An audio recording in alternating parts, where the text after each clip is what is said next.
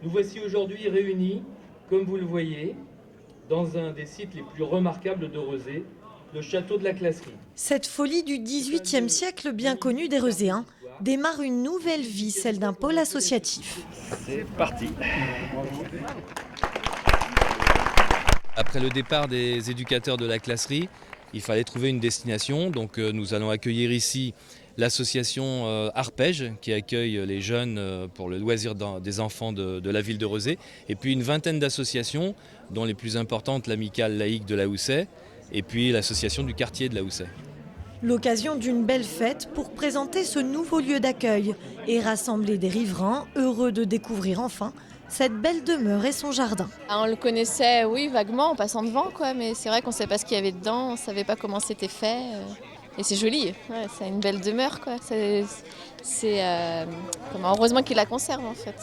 Il est vraiment magnifique. Moi, de toute façon, je passe souvent parce que je me promène. Et quand je passe devant, moi, ça me... Toujours. Alors, je suis contente de voir que ce bâtiment, il va servir à quelque chose. Aux commandes de cette première fête de quartier, baptisée La Houssaye en folie, 5 associations et leurs bénévoles.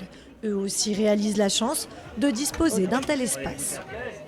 On n'est pas compte, quand on va faire nos fêtes de quartier, ça va être super sympa. On a plein de choses ici à faire ensemble et puis c'est un magnifique décor. Ça permet en fin de compte de découvrir et le parc, parce que jusqu'à maintenant il n'était pas vraiment ouvert au public.